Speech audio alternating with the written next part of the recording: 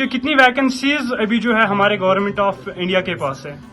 60 lakh vacancies अभी भी है एंड इसको हमारे कश्मीर के जो नौजवान हैं उनको क्या फायदा मिलेगा सर? जी देखिए, जैसे आप जानते हैं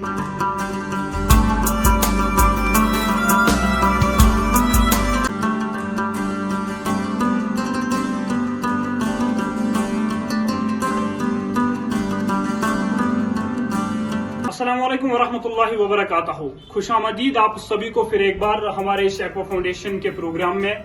तो नाज़रीन इकराम, आज हम मौजूद है जिला कुलगाम के think and win conference hall में। तो यहाँ पे एक प्रोग्राम मुनक्किद किया गया, देश की बात foundation collaboration with aqua foundation. तो नाज़रीन इकराम, हमारे साथ जुड़ चुके हैं देश की बात फाउंडेशन के कुछ मेंबर। तो इन्हीं से हम आज जानने की कोशिश करेंगे कि इसका मुद्दा व मकसद क्या था और आप ये जो आवाज उठा रहे हैं ये किस रिलेटेड है। जब आपकी आवाज आगे पहुंचेगी और पार्लियामेंट में मतलब आपकी जो आंदोलन है इसकी बिल पास होगी, तो क्या आपको लगता है कि सर कि हमारे कश्मीर के जो नौजवान हैं उनको क्या फायदा मिलेगा सर? जी देखिए, जैसे आप जानते हैं कि जो रियासत जम्मू कश्मीर है इसको दो भागों में, इसको दो डिवीजन्स में डिवाइड किया है। एक तो कश्मीर डिवीजन, एक तो जम्मू डिवीजन। कश्मीर डिवीजन जैसे आप जानते हो कि रिच है, फर्टाइल लैंड है। यहाँ का जो हॉर्टिकल्चर है वो बहुत रिच है। यहाँ के अगर आप देखिए लोकल जो प्रोडक्ट्स है, अगर इन्हीं पे अगर हम काम करेंगे, जैसे एप्पल्स है यहाँ पे देखा जाएगा, पूरे वर्ल्ड फेमस एप्पल है यहाँ के, और जिसकी जो इंडस्ट्री है जो पूरे अभी तक 10,000 करोड़ की है। जो कश्मीर के नौजवान है यहाँ पे इनको एक रोजगार मिलेगा, ना कि खाली गवर्नमेंट सेक्टर में, बल्कि एग्रीकल्चर सेक्टर में मिलेगा, हॉर्टिकल्चर सेक्टर में मिलेगा, और बाकी स्किल्स में भी इनको काफ़ी सारा फायदा होगा इस पॉलिसी के इम्प्लीमेंट हो जाने के बाद से। तो मैम एक और सवाल आपकी ओर रहेगा कि कितनी वैकेंसीज अभी जो है हमारे गवर्नमेंट ऑफ इंडिया के पास है? 60 लाख वैकेंसीज अभी भी है एंड इसको फुलफिल मतलब क्यों नहीं हो रहा है। अब आप देखोगे कि बहुत सारे एग्जाम्स कंडक्ट हुए, रिजल्ट भी निकला, बट उसके बाद वो स्क्रैप हो गए। तो इसका रीज़न क्या है? अभी हम जुडिशरी का लेंगे 2020 आई गेस में पोस्ट निकले थे कुछ, एंड कुछ दिनों में विड्रॉ हो गए। तो रीज़न क्या है? असिस्टेंट इंजीनियर के पोस्ट आए, JKSSB के पोस्ट आए, सब विड्रॉ हो गए।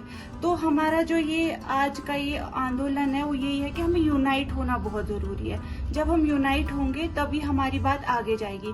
हम घर बैठे इंडिविजुअली कुछ नहीं कर सकते।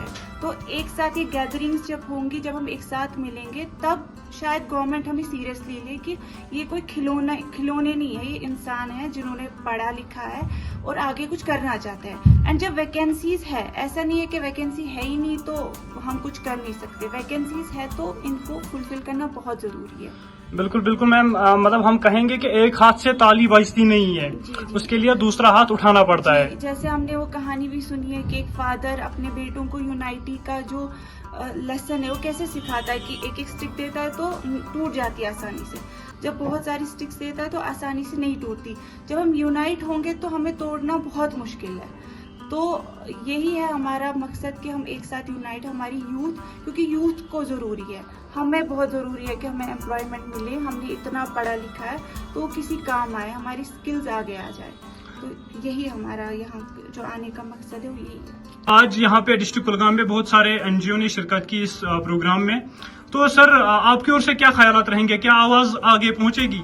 जी ज़रूर, हमें भरपूर उम्मीद है क्योंकि हमारा जो NGO है लोअर इंडिया तक हमारी जो बात है, तो स्पेशली मैं KW NGO जो फाउंडेशन है इसका बहुत ज़्यादा शुक्रगुजार हूँ कि उनकी बदौलत जो है हमारा प्रोग्राम जो है यहाँ पे सक्सेसफुल रहा।